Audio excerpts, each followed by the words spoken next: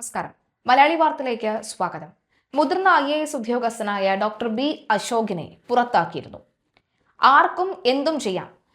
അടുത്ത മാസം 9-ാം തീയതി ജനം പുറത്താക്കാൻ നിൽക്കുന്ന ഈ ഉഡായിപ്പ് സർക്കാരിന്റെ ഉഡായിപ്പ് നോട്ടീസിനോട് പ്രത്യേകിച്ച് പേടിയൊന്നുമില്ല. ഓടി കോടതി ചെന്നിട്ട് അവിടെ കോടതിക്ക് പണി കൊടുക്കാൻ തൽക്കാലം തയ്യാറല്ല. വരട്ടെ, 9-ാം തീയതി കഴിയട്ടെ, എന്നിട്ട് നമുക്ക് തീരുമാനിക്കാമെന്ന് ശക്തമായ നിലപാടെടുത്തിരിക്കുകയാണ് അശോക് ഈ നിലപാടെടുക്കുമ്പോൾ അദ്ദേഹം വളരെ വ്യക്തമായി എടുക്കുന്ന ഒരു സ്റ്റാൻഡ് കൂടിയുണ്ട്. ഇനിയും ചില കാര്യങ്ങൾ കൂടി പറയാനുണ്ട് എന്ന് പറഞ്ഞുകൊണ്ട് ഇനി മുൻപിൻ നോക്കാനായില്ല, അദ്ദേഹത്തിനെ സസ്പെൻഡ് ചെയ്തു കഴിഞ്ഞു. അപ്പോൾ ഇനി എനിക്ക് പറയാനുള്ള കാര്യങ്ങൾ കൂടുതൽ തുറന്നു പറയാമല്ലോ എന്ന ആവേശത്തിലാണ് ഡോക്ടർ ബി അശോക് എന്ന് പറയുന്നത്. എന്തായാലും അദ്ദേഹത്തിന്റെ സസ്പെൻഷൻ ഓർഡർ പുറത്തു വരുമ്പോൾ ഓൾ ഇന്ത്യ സർവീസ്, അതായത് ഡിസിപ്ലിൻ ആൻഡ് അപ്പീൽ ചട്ടങ്ങൾ ലംഘിച്ചുവെന്ന് ചൂണ്ടിക്കാട്ടിയാണ് അശോകിനെതിരെ സർക്കാർ നടപടി ഉണ്ടായിരിക്കുന്നത്. നിലവിൽ സൈനിക ക്ഷേമ വകുപ്പ് പ്രിൻസിപ്പൽ സെക്രട്ടറി ആയ അശോകിന് യുവജനക്ഷേമ വകുപ്പിന്റെ അധിക ചുമതലയും ഉണ്ടായിരുന്നു.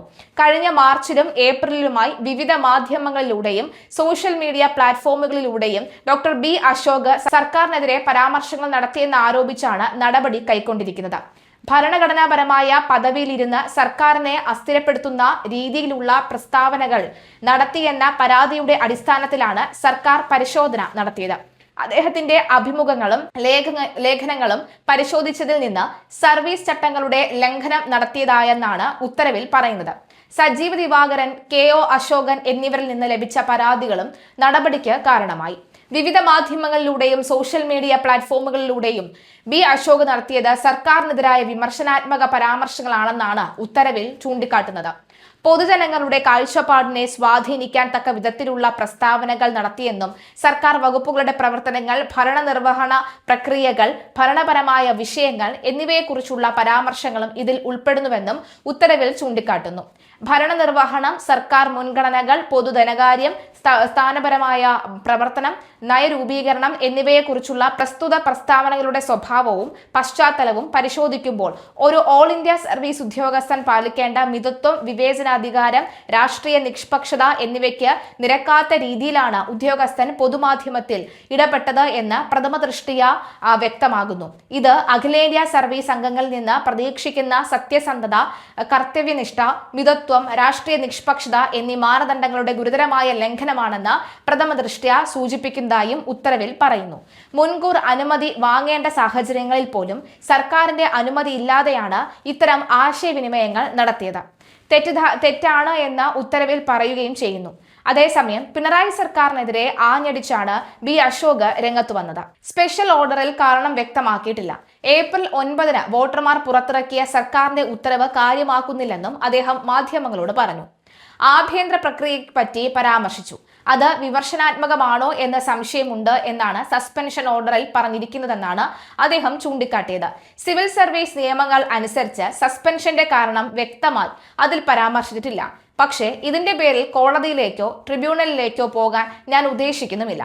കാരണം ഏപ്രിൽ 9-ന് കേരളത്തിലെ വോട്ടർമാർ ഡിസ്മിസ് ചെയ്ത സർക്കാരിന്റെ സസ്പെൻഷൻ ഉത്തരവാണ് ഇത് തൽക്കാലം മേശപ്പുറത്ത് തന്നെ ഇരിക്കട്ടെ. അടുത്ത സർക്കാർ സത്യപ്രതിജ്ഞ ചെയ്യുന്ന ദിവസം തന്നെ ഈ കാരണമില്ലാത്ത സസ്പെൻഷൻ ഉത്തരവ് പിൻവലിച്ചോളും. പോകുന്നതിന് മുൻപ് ശത്രുക്കളെന്ന് സംശയിക്കുന്നവരുടെ നേർക്ക് അവർ റൗണ്ട് വെടിയുതിർക്കുന്നു എന്നേ ഉള്ളൂ. 2026 ജനുവരി 25 മുതൽ സിവിൽ സർവീസ് ഉദ്യോഗസ്ഥർക്കെതിരെയുള്ള നീക്കങ്ങൾ സർക്കാരിന്റെ പൊതുഭരണ വകുപ്പിൽ നടക്കുന്നുണ്ട്. ട്രിബ്യൂണലിൽ സംസ്ഥാന മുഖ്യമന്ത്രിയെ 5 വട്ടം കയറ്റിയ ഇന്ത്യയിലെ ഏക IAS അസോസിയേഷനാണ് ഇത്. അദ്ദേഹത്തിന്റെ ചട്ടവിരുദ്ധമായ എല്ലാ നടപടികളും റദ്ദാക്കി. അഖിലേന്ത്യാ സിവിൽ സർവീസ് ചട്ടം അനുസരിച്ച് മാത്രമേ കേരളത്തിൽ IAS കേഡർ നടത്തിക്കൊണ്ടു പോകാൻ പറ്റുകയുള്ളൂ എന്ന അന്തിമ ഉത്തരവ് വാങ്ങി നൽകി. ഇത് സർക്കാരിന് വലിയ മനക്ലേശം ഉണ്ടാക്കിയിട്ടുണ്ട്. പിന്നീട് എന്നെ സർക്കാർ സർവീസിന് പുറത്ത് ഓടിക്കാനുള്ള ശ്രമങ്ങൾ വരാൻ തുടങ്ങി. അതിനായി നിരവധി ഉഡായിപ്പുകളും തന്ത്രങ്ങളും പ്രയോഗിച്ചു. എന്റെ 20 കൊല്ലം ജൂനിയർ ഇരിക്കേണ്ട പോസ്റ്റിലേക്ക് മാറ്റാൻ ശ്രമിച്ചു. അതും ട്രിബ്യൂണൽ മരവിപ്പിച്ചു. അങ്ങനെ എല്ലാ തലത്തിലും നാണം കെട്ട പരാജയം ഏറ്റുവാങ്ങി. ഇതിന്റെ എല്ലാം ക്ഷീണം മാറ്റാനാണ് ഞാൻ സോഷ്യൽ മീഡിയയിൽ ഇടപെടുന്നു എന്ന് ചൂണ്ടിക്കാട്ടി ഇന്നലെ വൈകിട്ട് സസ്പെൻഷൻ ഓർഡർ നൽകിയത്. അത് അംഗീകാരമായി കണക്കാക്കുന്നു. സർക്കാരിന് വാഴ്ത്തുപാട്ട് പാടാനാവില്ല. ഈ സസ്പെൻഷൻ ഒരു അംഗീകാരമായി കാണുന്നു. കുറച്ചു കഴിയുമ്പോൾ അത് ചവറ്റുകുട്ടയിലേക്ക് പോകും എന്നാണ് ബി അശോക് പറയുന്നത്.